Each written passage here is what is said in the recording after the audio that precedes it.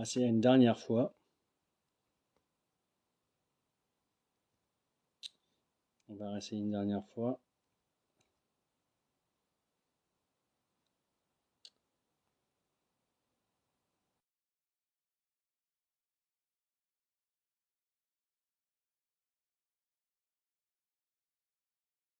Alors, je vois le.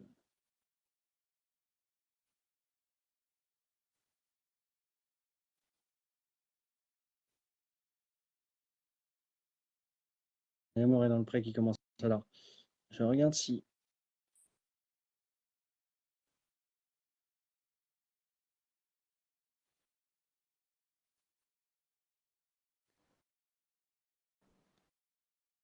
Alors, je suis vraiment désolé, je ne comprends pas pourquoi ça ne fonctionne pas. Je suis désolé auprès d'Adrien surtout et de vous qui étiez présents en nombre. Sinon, on essaiera de faire ça jeudi soir si ça ne vous dérange pas. Mais là, pour l'instant, je ne comprends pas ce qui ne va pas. Je vais lancer l'invitation de mon côté.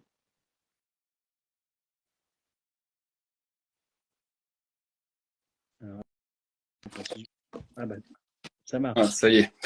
Alors, Ouais, je ne vois pas la vidéo. Je vois pas la vidéo. On t'entend en tout cas, mais on ne voit pas la vidéo. Alors, c'est déjà une bonne chose. Merci beaucoup en tout cas. Enfin, ça marche, Adrien. On va décaler du coup un petit peu l'autre invité. tu Je me le vois disais, là? non, je te vois pas. Je ne sais pas si les autres te voient, j'espère. N'hésitez pas à mettre en commentaire d'ailleurs. Moi, je te vois pas, mais c'est pas très très grave en soi. Nous, on voit, bon, bah, c'est le principal. Est-ce que tu peux te présenter un petit peu? Parce que c'est vrai que je disais que tu étais à Mont-Saint-Vaudrey, mais je crois que tu as fait quelques clubs avant dans le Jura et notamment tu as commencé avec ton papa sur Lons, hein. Ouais, c'est ça. C'est ça. Bah, pour me présenter, ouais, j'ai été formé au Jura de Loire quand j'étais jeune. Et ensuite, après, je suis parti sur Lens, du coup, avec mon père qui était coach des gardiens. Et voilà. Après, je suis allé à Mont-Saint-Vaudrey, où j'ai Ouais. passé 3 saisons au top. Et puis après, une année après le Jura, l'année dernière, Et pour revenir. Voilà. après, c'est mon meilleur ami Jérôme Nicole qui t'a remplacé dans les cages de cette année. Ah, Voilà. ok. Voilà. D'accord, ouais. Je le connais. Ça peut être bien, hein. Voilà. Après, je suis pas très objectif pour parler de lui, mais, et ce retour, du coup, l'opportunité aussi, d'une part, de revenir à Mont-Saint-Vaudrey, puis de rester en R1 avec eux, quoi. Ouais, c'est ça. Bon, en fait, je l'ai su tard Ouais. qu'ils allaient monter, parce que ça s'est fait mois de juin. Mm. Donc, de base, j'étais parti pour rester à Bréjura. Puis après, bah, voilà, j'avais tous mes copains de l'équipe qui étaient à Mont-Saint-Vaudrey. Le coach que j'apprécie aussi particulièrement. Donc voilà, je suis revenu naturellement à Mont pour vivre la saison historique quoi. Ouais, du club. Saison historique, effectivement, parce que c'est la première fois que Monsieur Bourdet évolue à ce niveau-là. D'ailleurs, vous avez je crois que j'ai dû voir ça aujourd'hui, un petit Ouais, surnom de l'équipe Bellagio ou je sais pas quoi. Là. ouais c'est pas un surnom, c'est juste qu'on ce week-end, après le match, on est sorti un petit coup tous ensemble. Et bon, c'est ce qui montre aussi la cohésion de l'équipe. Ouais. On était 14 le samedi soir au match et on était 14 à sortir le soir ensemble. Donc, même les joueurs qui n'étaient pas convoqués, qui jouaient un petit peu éclabés, sont venus avec nous. Enfin, ouais, il y a vraiment une bonne entente, quoi. C'est aussi bon sur le terrain que enfin, c'est ça. Ouais, j'espère. Bon, après, moi, qui tourise, pardon, un petit peu mieux, là, me dit Marie, je le salue d'ailleurs en commentaire. Peut-être une habitude d'ailleurs du Bellagio. Je ne sais pas. En tout cas. Alors, sur le championnat, donc, vous avez déjà disputé 2 matchs, hein, une première victoire enfin, il y a 15 jours, je crois, sur Lens. Là, vous avez enchaîné avec un déplacement sur Ornans, un défaite 1-0. Alors, du regret pour le coach, il le disait dans les colonnes du progrès. Voilà, c'est l'apprentissage pour une grande partie de l'équipe. Je pense que c'est ça tous les week-ends pour l'instant. Ouais, bah en fait c'est une équipe jeune, on n'est que 4 ou 5 à avoir évolué en R1. Donc ouais, c'est l'apprentissage quoi. Ce week-end, je pense qu'on aurait mérité mieux, au moins le match nul. Et Ouais. on prend un but dans les 2 premières minutes, c'est une erreur d'inattention. Puis voilà, hein, en R1 ça se paye cash, donc on n'a pas réussi à revenir derrière, c'est dommage. Mais en tout cas, c'est super encourageant pour la suite parce qu'on a vraiment fait un bon match et on a eu des opportunités. Et ça va le faire, il faut y croire. On a gagné le premier match, on est bien placé. Et d'ailleurs, je ne l'ai pas forcément dit, mais c'est vrai qu'en plus, cette année, réforme du championnat oblige, il y a, je crois, 5 ou 6 descentes. Hein. Euh, quand je vois un petit peu en plus les difficultés des clubs jurassiens, alors je parle notamment de nos amis de Lons qui ont changé leur effectif à 90%. Pour l'instant, Brésil-Jura, ben, effectivement, ça se passe pas très bien. On a peur pour les nombres de descentes des clubs jurassiens cette année. Hein. Ouais, ouais 5 descentes, c'est énorme, c'est presque la moitié du groupe. Alors, il faut prendre tous les points dès le début parce que après, ça va devenir compliqué. Il va y avoir des équipes qui vont se détacher. Ça va être de plus en plus dur. Ouais. Comment tu vas cette année se détacher parce que là, je vois par exemple Champagnol a bien débuté alors qu'ils ont joué le maintien toute la saison. Hein, ils ont 2 victoires pour commencer. Dijon aussi. Quelle est l'équipe que tu vois un petit peu cette année? Bon, après, on sait il va y avoir plusieurs équipes qui vont se battre pour le maintien. Après, je pense que Champagnol en fera partie, mais ils ont fait un bon démarrage et c'est bien pour eux parce que c'est ce qu'il faut. Hein. Faut partir très fort parce qu'après, il y a l'hiver, il y a des blessures. Nous, on n'a pas trop eu de chance qu'en préparation, on a perdu un joueur aussi, Oui. Alexandre Chatin, qui était un bon élément dans notre équipe. On l'a perdu pendant la prépa. Donc c'est pareil, ces équipes-là, elles vont avoir des pertes. Donc c'est pour ça qu'il faut prendre des points dès le début, quoi. C'est super important. Et c'est vrai que là, quand vous êtes monté comme ça, alors toi, tu n'étais pas dans le club l'an dernier, mais c'est quoi un petit peu les objectifs? Alors, le maintien, c'est sûr, mais je me dis, avec cinq descentes, voilà, vous dites, bon, bah, on va faire du mieux et puis on verra bien, ou c'est quoi un petit peu l'état d'esprit? Voilà, bah, c'est le maintien. On sait qu'on. Là, en fait, on savait pas sur quel pied danser au début. Là, on a fait nos 2 matchs. À Ornans, on a été plutôt bon. Ça prouve qu'on a les qualités pour aller se maintenir. On y croit tous. Hein. Non, on joue pas juste pour faire juste pour être là en R1. Non, non, on veut se maintenir. Surtout que l'année prochaine, c'est un championnat à 14, donc ça va être super intéressant. Le niveau va être encore plus élevé. Non, non, on veut vraiment se maintenir. On sait qu'à domicile, on va être une vraie bonne équipe où ça va être dur d'aller chercher des points. Donc, et aller grappiller les points qu'on peut à l'extérieur. Non, on y croit, hein, on y croit. Et la Coupe de France, parce que je vois que le prochain match, hein, c'est dès ce week-end, le troisième tour à Brest-Jura. Donc, on a 5 clubs. C'est le bonus. Ouais. Vous fixez un cinquième tour. C'est quoi un peu le réflexe? Ouais, bah en fait, on aimerait bien battre le record du club. Je crois que ça doit être le 5e tour, le record de Montsaudry. Donc bien sûr, ouais, ouais, là en plus on a 2 confrontations contre Bréjura. Là, ce week-end en Coupe de France et le week-end prochain on les reçoit en championnat. Ouais, ouais, on a à cœur d'aller gagner, bien sûr. En plus, ça va être particulier parce que je vais retrouver mes anciens coéquipiers de l'année dernière. Donc, il n'y a pas de cadeau, comme on dit. C'est bien passé l'an dernier quand même. Ouais. Voilà, vous avez une saison, vous avez réussi à vous maintenir. Ce n'était pas souvent le cas avec, des fois avec Bréjura qui faisait l'ascenseur ces dernières années entre la R1 et R2. Là, c'était plutôt une belle saison pour toi aussi. Bien sûr, ouais, ouais, c'était une bonne saison. J'ai passé vraiment une bonne saison à Brest-Jura. On a eu des belles rencontres. On avait une bonne équipe. Il y a eu pas mal de départs, par contre. Mais ouais, on a mis du temps à se maintenir, l'avant-dernière journée, je crois. Mais oui, oui, ça s'est bien passé. Moi, j'étais content d'avoir passé cette année là-bas. Donc voilà, ça va être un bon match samedi. Si vous avez des questions, n'hésitez pas. Alors, je vois que Fabien, toujours fidèle lui-même, c'est qui lui pour l'interrogation, mais je pense que d'ailleurs, vous avez de la chance de l'avoir, hein, le buteur devant là. Qui fait un petit peu votre force. Alors, tu parlais des bandes de copains, mais c'est quoi un petit peu le style de jeu aussi, qui détonne notamment à domicile? Bah, en fait, ça s'est pas ressenti au premier match parce que il y avait un peu de stress, je pense, mais on est une équipe joueuse. Une équipe joueuse, on a des bons joueurs à toutes les lignes.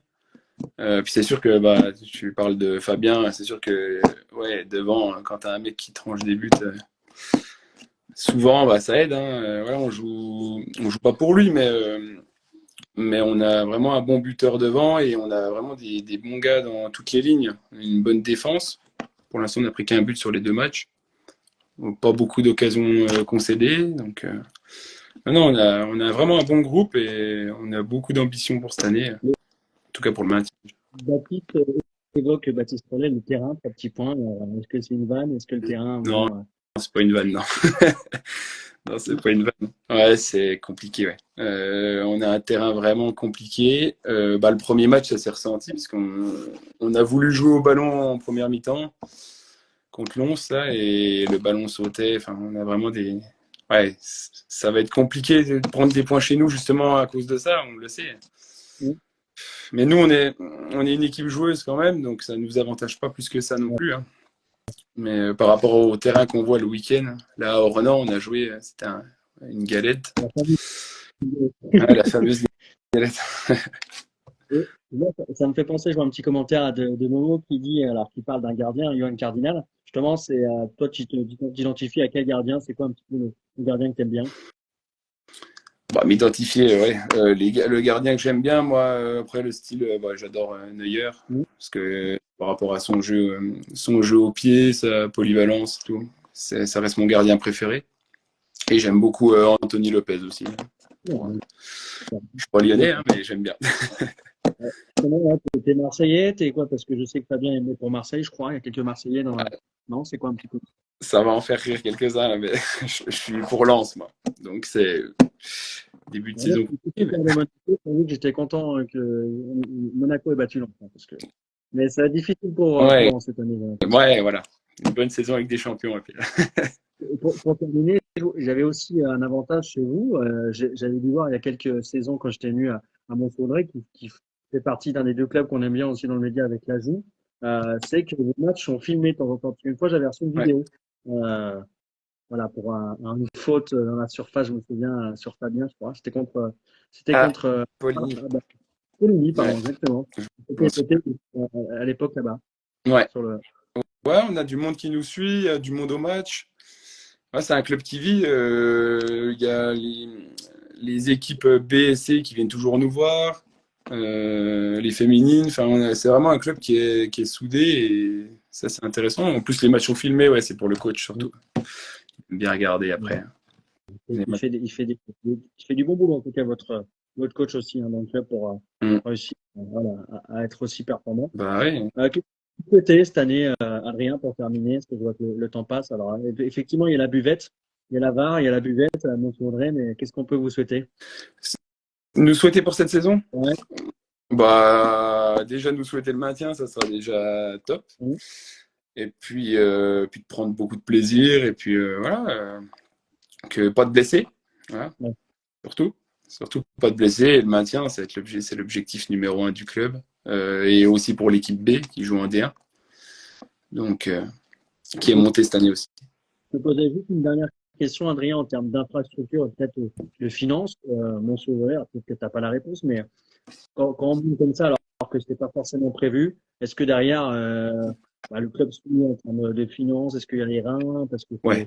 c'est pas simple, hein, un Ouais, club de niveau. je sais. Bah, en fait, Montsaudray a changé de président cette année. Donc, après, je ne le connais pas spécialement, mais il a l'air de s'investir beaucoup. Et je sais qu'il y a pas mal de bénévoles de Montsaudray qui ont bossé dur là, pour nous permettre de jouer en R1. Mmh. Bon, je suis pas inquiet au niveau non, de financièrement, je suis pas inquiet parce que c'est un club qui est quand même structuré. C'est juste les infrastructures, en fait, c'est le terrain c'est la pelouse, quoi, qui pose un peu problème. Mais sinon, au niveau infrastructure, on a ce qu'il faut à Montsaudray pour assumer la R1.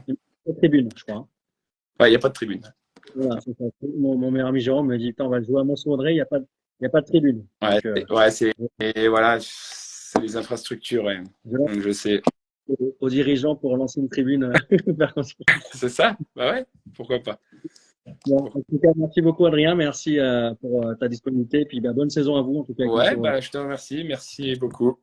Et Allez, puis, de toute façon, on pourra retrouver l'interview dès demain sur YouTube et les différents réseaux sociaux du média. Donc, Ok, voilà. Bonne soirée. ça marche. Je te remercie. Bonne soirée. Ok. Salut. Alors, merci Adrien. On va poursuivre hein, sur notre deuxième invité. On va complètement changer d'univers. On va parler de sport automobile. Vous savez que des fois, voilà, je fais des petits lives pour faire découvrir des gens, des personnalités, aussi des sports. Alors, c'est vrai qu'on a déjà parlé de sport automobile. Là, on va aller dans les coulisses, vraiment en profondeur du sport automobile, du sport d'endurance avec Pierre-Emmanuel Carry. Alors, je crois que je le connais, même sûr. Il me semble qu'on a fait du judo ensemble, donc on en parlera en début.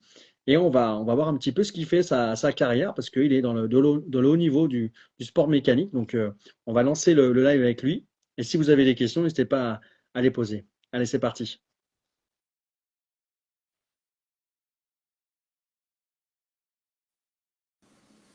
Salut Pierre-Emmanuel. Salut Quentin, ça va? Très bien, Ça et va, toi? Alors, écoute. je te vois pas, mais je pense que les autres te voient également. Merci beaucoup d'avoir accepté l'invitation pour voilà, nous faire partager un petit peu ton quotidien, tes week-ends. Je disais en introduction qu'on a dû faire du judo ensemble, c'est ça, hein? Ouais, une paire d'années, je pense. Donc ça remonte, on est plus tout jeune. Est-ce que tu peux te présenter un petit peu aux spectateurs qui te découvrent ce soir? Euh, écoute, voilà, Pierre-Emmanuel, je suis mécanicien sur des véhicules de compétition Mhm. De- de- euh, Depuis combien de temps du coup? depuis 2013. Ah Voilà, ouais, ça va donc, faire 10 années. Ça a fait 10 ans cette année. et comment ça t'est venu parce que je ne l'ai pas forcément dit, mais il y a aussi un autre grand mécano, ingénieur qui est là, qui est du côté de la Formule 1. Hein. C'est un copain jurassien. Il préfère être discret, donc je ne dirai pas son nom. Mais Ouais, je vois de qui. euh, voilà. Mais comment tu te lances comme ça dans le haut niveau comme ça il y a 10 ans? Écoute, à la base, je n'étais pas du tout prédestiné à ça. J'étais parti dans la mécanique poids lourd. Hmm. Et puis, j'ai trouvé une formation sur véhicules de compétition qui permettait de faire une passerelle vers ce monde-là. Écoute, j'ai essayé, ça a marché. Parce que pour moi, c'était la compétition, c'était entre guillemets inaccessible. En fait, j'ai réussi à y accéder, donc j'en ai profité. Et puis, écoute, voilà. Quand tu parles de le championnat, je le disais sur les petits posts pour annoncer ton interview, le championnat DTM, tu peux expliquer un petit peu, c'est parce qu'on a plusieurs types de catégories de sport automobile en voiture. C'est quoi alors ton championnat? Alors, DTM, c'est un championnat principalement allemand. Ouais, À l'époque, c'était des voitures prototypes qui roulaient. Mais depuis là, c'est la troisième saison maintenant. Ils sont passés en catégorie GT3 pour une question de budget, pour réduction des coûts.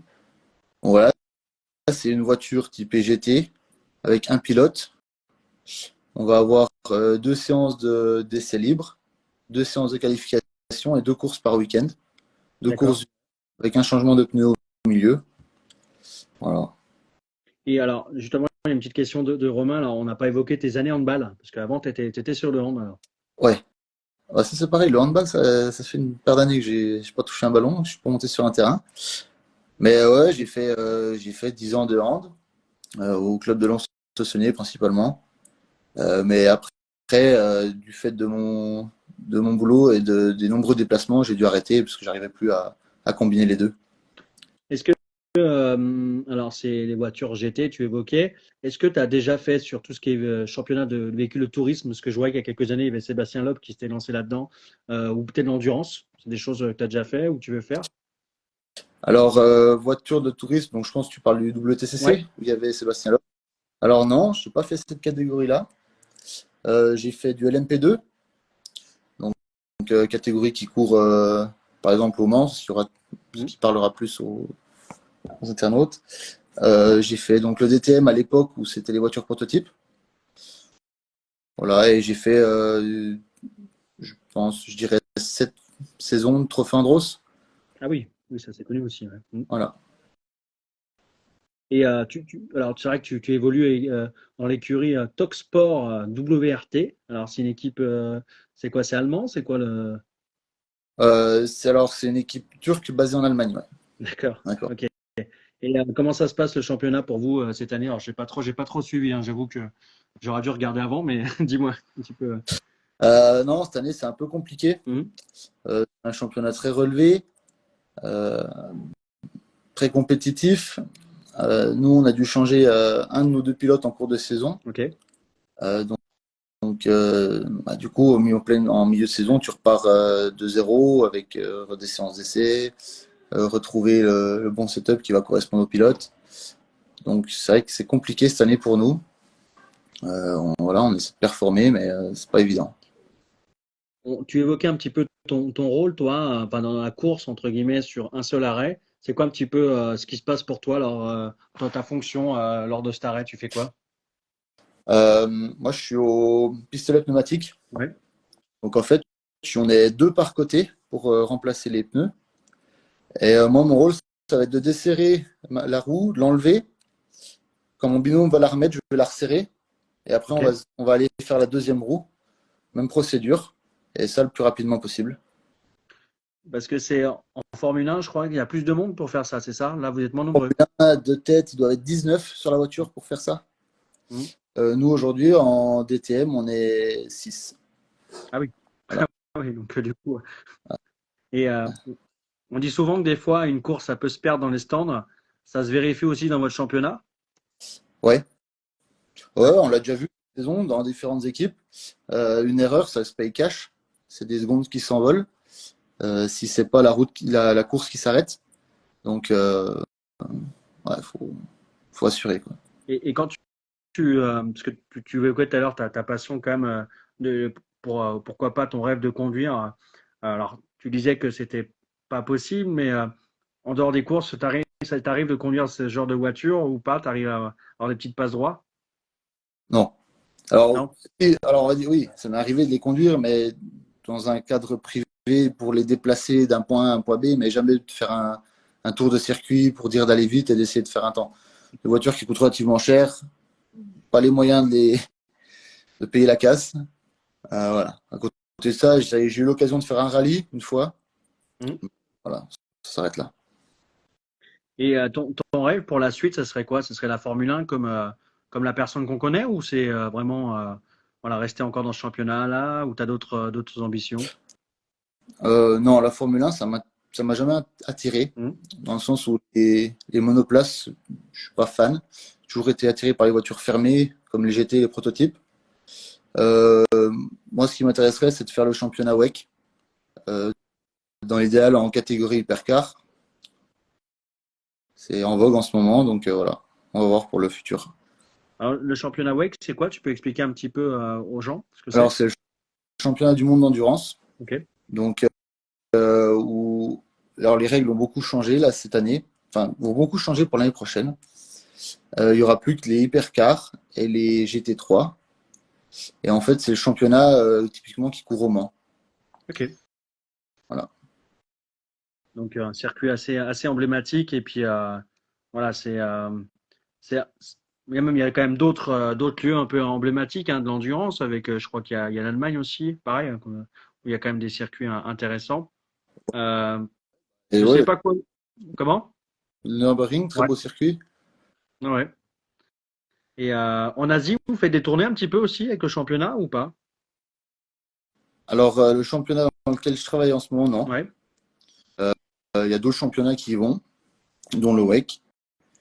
Euh, mais non, l'Asie, il y a de moins en moins de courses en Asie, en fait. Mhm. Donc, voilà. Et si un jour on dit bah tiens, bah, que ça arrive jamais que les mécanos deviennent pilotes, mais il faut quoi? Il faut 6 mois, un an d'adaptation, de préparation, enfin de test pour pouvoir bien conduire une voiture comme celle que tu équipes. Pour bien la conduire et aller vite, déjà, il faut le talent. Ouais. Par là. Parce qu'après, tu peux avoir tout ce que tu veux derrière. Si tu n'as pas le talent, tu ne pourras jamais concurrencer un pilote professionnel.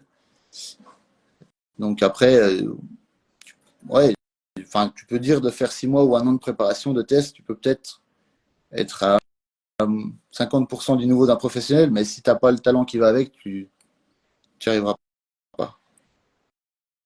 Bon, en tout cas, c'est vraiment bien le parcours. Tu attendais à faire autant, de faire 10 ans dans cet univers-là, ou voilà, tu réalises un petit peu la chance que tu as au quotidien encore? Ouais, alors, ouais, bah, 10 ans. Après, je le vis au jour le jour. Mhm. Le jour où je pourrais plus le faire, parce que physiquement, c'est quand même compliqué. Les déplacements, tout Oui. ça. Donc, On n'a tant pas que je peux forcément dit, le faire, voilà. on n'a pas forcément dit Pierre-Emmanuel, mais peut-être aussi physiquement, tu parles parce que tu parles des déplacements, mais aussi lors de la course, il y a on va dire un épuisement nerveux et puis bah, physique le temps du changement, mais c'est pas mal nerveux quoi. Ah, non, je dirais pas que Ouais. c'est la course qui me fatigue le plus. Parce qu'au final, la course, à part le changement de pneus, on attend. Ouais. Donc, c'est plus les jours qui précèdent la course, où Ok. là, tu vas avoir de la préparation. Suivant comment ça se passe, ça peut prendre du temps de préparer la caisse correctement. Tu peux faire des nuits. Et encore plus s'il crache la caisse. Ah oui. Voilà. Donc, au final, la course, je ne dirais pas que c'est du repos, mais c'est presque la partie la moins difficile. Ouais. Et vous échangez souvent avec les pilotes, c'est quoi un petit peu le genre d'échange que vous avez trop technique ou pas? Alors, le pilote, il va plus échanger avec l'ingénieur Ah oui, sur ouais. la partie, tout ce qui est réglage. Après, nous, on va échanger avec le pilote pour ce qui est la partie, entre guillemets, confort, s'assurer qu'il soit bien à la caisse, qu'il ait les bons réglages de siège, de volant, de ceinture. Voilà, ça, on va parler de ça avec lui. Et après, tout ce qui est réglage, il en parlera avec l'ingénieur et ils choisiront ensemble ce qu'il faut faire sur la voiture. D'accord. Ah, c'est intéressant parce qu'on a l'impression que, en fait, enfin, de l'extérieur, on se dit pas, tiens, ça se trouve, les mécanos, ils sont en liaison directe avec le pilote, mais non, il y a juste une seule personne, l'ingénieur, qui centralise, entre guillemets, tout ça, quoi. Voilà. Je, je vois que, alors, n'hésitez pas, hein, si vous avez des questions, je vois que vous êtes pas mal connectés, c'est sympa. Je voulais juste, avant de poursuivre 30 secondes, j'ai vu un petit commentaire tout à l'heure et je voulais faire un petit hommage à une personne qui est décédée du VTT Conliège ce week-end, Michel Clolu, pardon, à 68 ans. Apparemment, c'est une cheville ouvrière du club, hein, du VTT Conliège, et il est assez connu de tous. Donc, voilà, il est décédé ce week-end à 68 ans, donc bah, je lui dédie ce live ce soir. C'est vrai qu'ils ont organisé plein de manches de Coupe du Monde de VTT à Montiel, le championnat de France aussi, Coupe de France. Donc voilà, c'est une grosse perte pour le VTT jurassien et le club de Conliège. Alors je vois qu'il y a des gens qui sont connectés aussi, mais en tout cas ça fait plaisir à voir en tout cas ton parcours. Tu parlais des véhicules, des poids lourds en commençant ta formation. Est-ce que c'est une piste que tu peux revenir sur laquelle tu peux revenir à l'issue? Alors, j'ai jamais vraiment quitté parce que, étant à mon compte, en fait, ça m'arrive de retourner à mes débuts pendant les périodes compliquées pour eux, Mhm. et quand j'ai du temps libre. Donc, je leur file un coup de main. Après, retourner à plein temps, dire quand on a connu le monde du sport auto, retourner travailler dans une concession, Ouais, que ce soit poids lourd ou voiture, c'est compliqué. d'accord. C'est compliqué. Et tu as fait les 24 heures du Mont Camion du coup? Non, j'ai jamais fait Ah de non. course poids lourd. Eh ben, Jamais voilà, en tant qu'acteur. Alors, spectateur, oui, mais jamais en tant qu'acteur. d'accord, parce que je connais, je travaille pour un Renault Trucks, donc c'est pour ça que je t'évoquais cette compétition assez emblématique apparemment pour les camions, c'est pour ça. Ouais. Bon, en tout cas, merci beaucoup Pierre-Emmanuel, c'était cool Bah, écoute, de découvrir un petit peu ton merci à toi pour univers. l'invitation. Et puis, bah, bonne soirée à toi en tout cas. Merci, toi Alors, aussi. je vois un petit commentaire, vous n'êtes plus chez Trajectus, Olivier, juste pour terminer. Si tu peux lui répondre. Euh, non, non, non. Alors, Trajectus, c'était une conciergerie de véhicules de prestige dans laquelle j'ai travaillé pendant 2 années. D'accord. Mais il arrivait un moment donné où j'arrivais plus à concilier les deux, le sport auto et ce travail-là, donc j'ai dû choisir. Ouais. De toute façon, Voilà. faut faire des choix des fois, hein, exactement. Ça. Bon, bah, merci beaucoup en tout cas, Pierre-Emmanuel. Je te souhaite une bonne soirée. Merci, toi aussi. Puis bonne saison en tout cas. Hein, j'espère que ça va, Allez, ça va remonter. je te remercie. À bientôt. Ciao. Salut. Alors, on remercie Pierre-Emmanuel. Super sympa hein, d'avoir découvert un petit peu cet univers-là. C'est vrai on connaissait pas forcément. Je vais juste faire un petit live rapidement, si c'est possible, avec le Trail des Reculés, qui m'a envoyé une invitation tout à l'heure. Et c'est vrai que je l'avais dit et je tiens mes paroles. Je voulais ce soir aussi rendre hommage à une autre personne qui est décédé. Alors, je ne sais pas si Trail Herculé est encore présent ou pas. Voilà. Je vais voir s'ils peuvent se connecter. C'est vrai que je voulais rendre hommage à un trailer qui est décédé cet été, qui faisait partie du comité d'organisation du Trail d'Herculé, Jean-Marc Dubuis. Et ce soir, je voulais aussi lui dédier cette émission parce que c'est toujours été quelqu'un qui a eu des mots gentils à l'égard du média, toujours les bonnes infos, même quand on faisait des petites boulettes sur les noms, sur les classements. Et voilà, toujours un petit mot gentil pour nous aider. Donc, merci en tout cas à lui. Je sais il a perdu malheureusement la vie lors d'un accident sur l'UTTJ. Donc, c'est vrai que ça a été un choc pour toute la communauté lédonienne du trail. Alors, je ne sais pas s'ils sont connectés ou pas. Je ne crois pas. Non, il n'est pas connecté. Je voulais faire un petit mot, mais en tout cas, voilà, ils verront ce petit passage. Donc voilà, j'adresse entre guillemets mes condoléances à la famille de Jean-Marc. Et puis c'est vrai que ça fait des mauvaises nouvelles aujourd'hui avec VTT Conliège aussi. Mais voilà, le sport va continuer. On espère que ces belles courses vont perdurer, que ce soit le VTT ou le trail Herculé. Puis en tout cas, merci à vous d'avoir été présente et présent sur ce premier live de la saison. Je donne rendez-vous la semaine prochaine à 20h30 si tout va bien, si l'enfant dort. Et en tout cas, merci. Et puis, on retrouvera l'émission dès demain sur Instagram. Et puis, en tout cas, portez-vous bien, continuez à faire du sport. Et puis, à très bientôt. Allez, bonne semaine. Ciao.